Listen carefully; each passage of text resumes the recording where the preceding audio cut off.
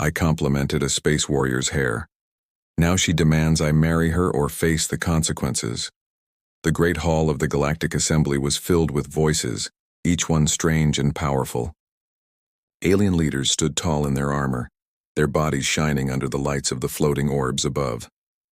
Colors shimmered across the high glass dome, painting the room like a living starfield. Humans were still new to this gathering, only a few years into contact with the wider galaxy. Most species looked at them as weak, soft, or foolish. James Carter, a young human envoy, walked among them with cautious steps, trying to hide his nerves. He knew one wrong move could bring shame not only to himself but to all of humanity. He kept his eyes low, studying the way the different warriors moved, the way they spoke in harsh tones, the way they carried blades and staffs even in a place meant for peace. It was clear that honor and strength ruled here. He felt small, almost invisible, and perhaps that was safer. But fate had other plans. In the crowd he noticed her. A tall warrior woman stood near the center, her armor black with silver edges, marked with scars of battles long past. Her skin glowed faintly, as if lit from within, and her golden hair flowed down past her shoulders like liquid fire. She did not smile, did not speak. She only stood, her sharp eyes watching everything. The others gave her space, almost as if they feared her. James felt a strange pull toward her, not of love, not even of desire, but of awe. There was something different about her, something alive with power. He had promised himself to stay quiet, to observe, to never draw attention. But the words slipped out before he could stop them. His voice, soft but clear, carried across the silence between them. "Your hair, it is beautiful." The hall went still. Every sound died at once. Conversations froze and hundreds of alien eyes turned toward him. The warrior woman's gaze snapped to his, sharp as a blade. She had been motionless before, but now her entire body tensed, her hand resting on the hilt of her weapon. James felt his stomach sink, his blood turning cold. Why had he spoken? Why those words? The warrior took a step forward, then another. The crowd parted in silence, letting her approach. James could hear the heavy strike of her boots on the floor, each one echoing louder than the last. She stopped only inches from him. Her eyes were not soft, not touched by warmth. They burned with something else, shock, anger, and something deeper he could not name. She spoke in a voice that carried across the entire hall, deep and unshaken. "You dare." James tried to breathe, but his chest felt locked. He forced a small smile, trying to soften the moment.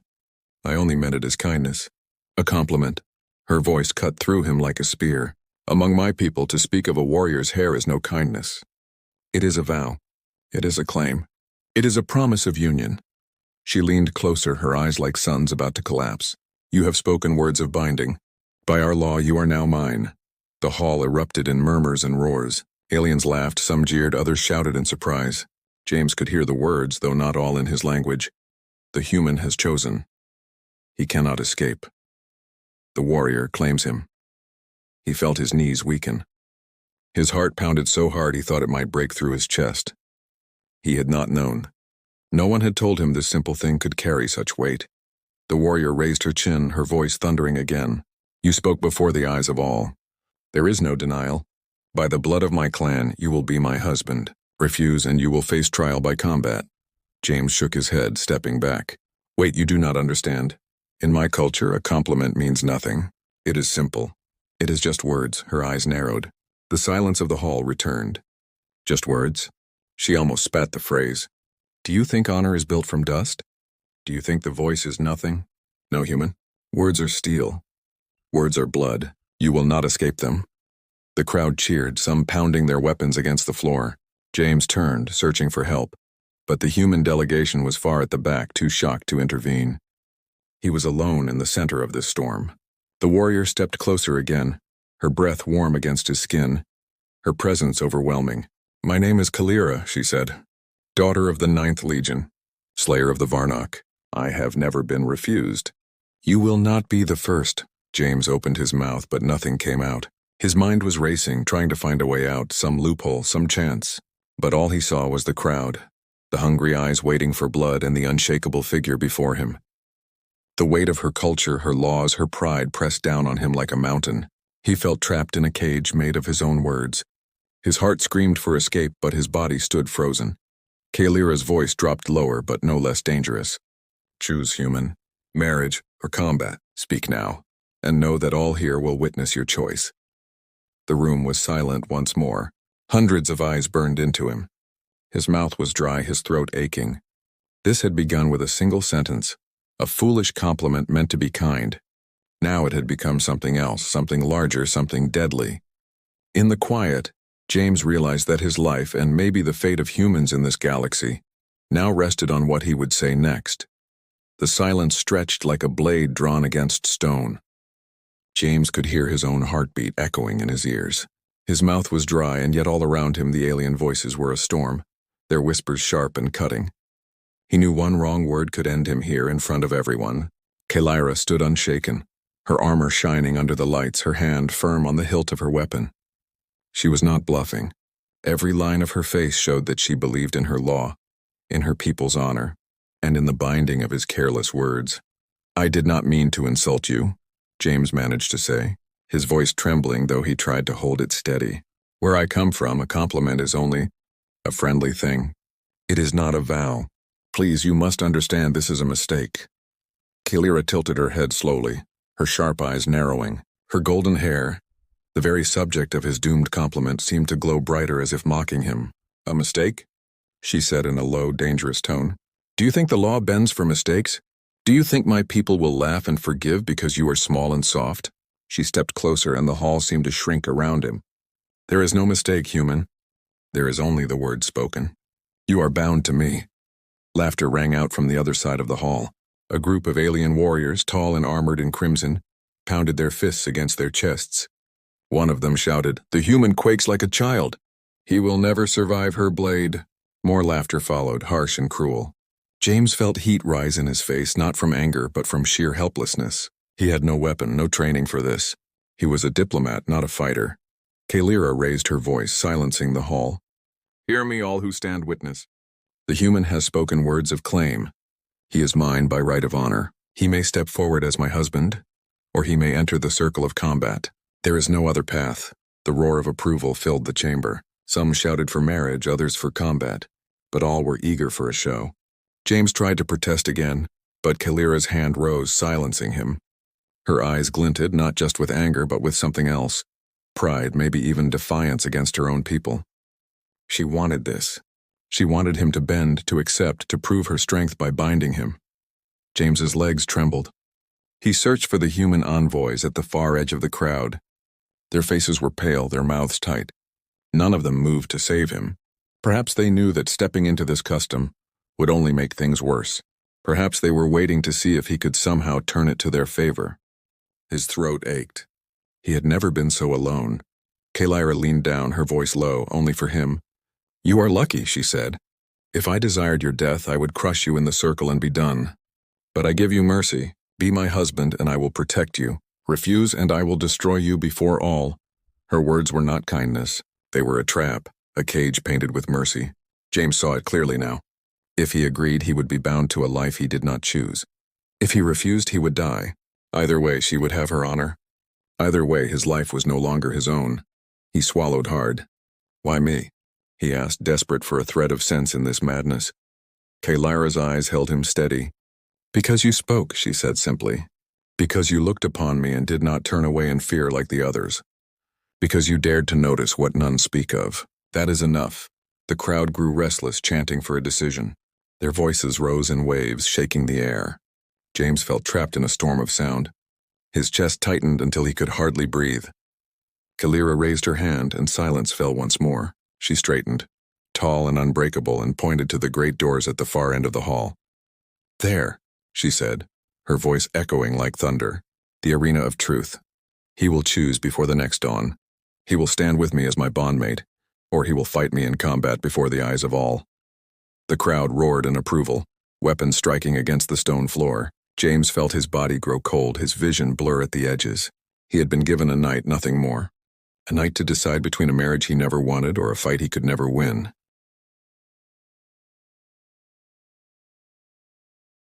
Guards stepped forward, tall creatures with skin like steel, and they seized his arms.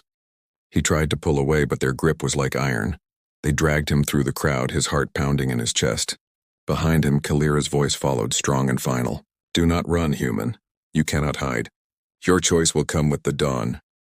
The doors closed behind him, shutting out the roar of the hall. He was thrown into a chamber of stone, lit by the faint glow of alien lamps. Alone at last, James sank against the wall, his breath ragged. His mind spun in circles.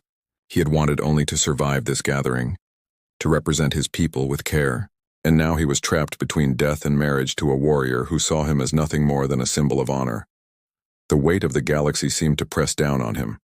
He buried his face in his hands. The night stretched long ahead, filled with fear and questions. He knew one thing only. Tomorrow would decide everything. The first light of the alien dawn spread across the city of towers. James had not slept.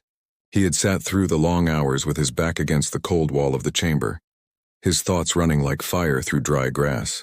Every sound outside had felt like a reminder that the moment was drawing closer. The clash of weapons in the training yards, the distant chants of warriors preparing for the day, the slow steps of guards walking the halls. By morning, his fate was sealed. When the heavy doors creaked open, he lifted his head. The guards stood waiting, tall figures with faces like carved stone. They said nothing, only gestured for him to rise. James's legs felt weak, but he forced himself to stand. The chain of destiny pulled him forward, whether he wished it or not. They led him through wide corridors that opened at last into blinding light. The arena of truth lay before him, vast and terrible. Its walls rose like cliffs filled with countless faces. Warriors, leaders, civilians, all had come to watch. The air trembled with their voices, their hunger for spectacle. Some called for blood, others for union, but all wanted to see the human prove himself, or fall. At the center was the circle of combat, a wide ring of smooth black stone, scarred by battles fought for centuries. Weapons hung on the walls, each gleaming, each deadly. Above it all, banners of Kalira's clan rippled in the wind, their black and silver symbols sharp against the sky. And then she appeared. Kalira walked into the arena as if she owned the very ground. Her armor shone in the morning light, her golden hair blazing like a crown of fire. The crowd roared her name, their voices shaking the walls. She raised her hand and the noise fell into silence. Her eyes locked onto James, sharp and unyielding. "Human," she said, her voice carrying easily across the vast space. "You stand here by your own words. You may accept the bond and walk at my side, or you may fight me and die before all who watch." The guards shoved James forward into the circle. His boots scraped the black stone and the sound echoed louder than it should have. He could feel the weight of every gaze pressing down on him. His chest ached with fear. He was not a warrior. He had no training for this. And yet he had been given no choice. James raised his voice, though it cracked. "If I accept marriage, will you spare me?" Kalira's eyes narrowed. "Spare you? No. To be my husband is no sparing. It is to bind yourself to my path. To fight at my side, to live under my law, to carry my name. That is no mercy. That is duty." The crowd cheered again, their chants rising in waves. James felt sick. Either way, he was bound to chains. His only escape was death. Kalira moved to the wall of weapons, her hand hovering before a row of blades. She chose a long staff tipped with steel, a weapon that gleamed as she spun it with ease. She stepped into the circle, her eyes never leaving him. "Choose, human," she said. "Take a weapon. Show your courage if you have any." James stared at the weapons, his hands shaking. Each one looked heavier than his strength, sharper than his will. But the eyes of the crowd burned into him, daring him, mocking him. He forced himself forward and chose the smallest blade, no longer than his arm. It felt wrong in his grip, heavy and unbalanced. He had never fought with anything more than training sticks back on Earth. Kalira raised her staff and struck it against the stone, sending a loud crack through the arena. The duel had begun. She moved first, fast as lightning. The staff swung in a wide arc toward his chest. James stumbled back, barely raising his blade in time. The clash rang in his ears, the force nearly tearing the weapon from his hand. The crowd roared approval. Kalira's eyes gleamed with fire. She pressed forward, strike after strike, each blow stronger than the last. James ducked, dodged, stumbled. His body moved from pure instinct, his heart racing like thunder. Every time he thought the end had come, some strange reflex saved him. A twist, a stumble that turned into a dodge, a desperate block that barely held. The crowd laughed at his clumsy moves, but Kalira's expression shifted. She was no longer mocking. She was watching, measuring. James felt sweat drip down his face, his arms aching, his breath sharp and shallow. One mistake and he would be broken. But something inside him sparked. He had been underestimated his whole life by humans and now by aliens. He was not strong, not trained, but he was human, and humans survived. That was their power. Kalira struck again, swinging low. James jumped aside, rolling on the stone floor. He came up by sheer luck behind her. Without thinking, he swung the blade at her back. She turned just in time, the staff catching his strike with a clash that rang through the air. For a moment, their eyes locked, close enough that he could see the fire in hers and the faintest trace of surprise. The crowd gasped. James had not won, but he had done what no one expected. He had touched her in combat. He had forced her to defend, even if only for a heartbeat. Kalira stepped back, lowering her staff. Her breathing was calm, steady, but her gaze was different now. She tilted her head, studying him as if she saw something new. The corners of her mouth lifted slightly, not in mockery, but in something like respect. The crowd roared louder than before, their voices shaking the sky. Some shouted for blood, others shouted for union, but all had seen the impossible. The human had not fallen. James stood trembling, his blade shaking in his grip, but his eyes never left hers. In that moment, he understood. This fight was not just about survival. It was about proving something deeper, and somehow he had begun to do it. The sound of the crowd still thundered around the arena, but James hardly heard it. His chest heaved, his arms trembled, and his throat burned from gasping for air. The small blade in his hand felt like a weight he could no longer lift. Yet he stood. He had not fallen. That fact alone carried a kind of power. Kalira lowered her staff, but her golden eyes never left him. Her expression had shifted. No longer filled with fury, it now held something sharper, something alive with curiosity. The air between them pulsed with tension, not of hate but of recognition. The great warrior who had crushed countless enemies now stood before a human who refused to collapse. "You surprise me," she said, her voice carrying across the circle. It was not soft, but it was not cruel either. "No one has stood against me this long without breaking." James's lips were cracked, his breath short. "I am not trying to impress you," he managed to say, though his voice was hoarse. "I am just trying to live." Kalira tilted her head slightly, the faintest trace of amusement touching her stern face. "And yet in trying only to live, you have done what even trained warriors cannot. You faced me. You endured. That is worth more than you know." The crowd shouted louder, some calling for her to finish him, others urging her to claim him at once. The sound rose like a storm, but Kalira lifted her hand and silence fell. Her authority was absolute. She looked back at James and spoke words that struck him harder than any weapon. "You are mine," she declared. "Not because of your words, not because of the law, but because you have proven something today. Courage, spirit, the fire to stand when all expect you to fall. That is what I demand in a bondmate, and you have shown it." James shook his head, his hands still trembling. "I never asked for this. I do not want this. I came here only as an envoy. I am not a warrior. I am not your kind." Kalira stepped closer, lowering her staff until its metal tip touched the stone. "You think I do not know that? You think I cannot see the weakness in your body, the lack of training in your movements? But I also see the strength that no blade can measure. I see defiance, and I will not let it go." Her words stunned him. Around them, warriors shouted again, angry now, protesting her choice. "He is not worthy," one cried. "He is human, weak." Another spat onto the floor. "No alien should bind with prey." Their voices echoed with contempt, but Kalira turned sharply and silenced them with a glare that could cut steel. "Enough," she growled, her voice echoing. "You call him weak, yet not one of you has stood against me and survived even a minute. He has, he fought me, and still he stands. That makes him more than worthy. He is mine." The crowd erupted in chaos, voices clashing, some in approval, others in outrage. James felt trapped in the middle of something larger than himself. His survival had only made things worse. Now he was not simply a fool who had spoken the wrong words. Now he was the center of a war of pride, honor, and tradition. He swallowed hard, trying to find sense in the madness. "If you claim me," he asked, his voice low but steady, "what happens to me then? Do I lose everything? My life, my people?" Kalira's gaze softened, only slightly, but enough for him to notice. "You gain everything," she said. "My clan, my protection, my name. You will walk at my side not as a slave, but as my chosen mate. No hand will strike you, no voice will defy you, for my word will shield you, but you will be bound to me forever."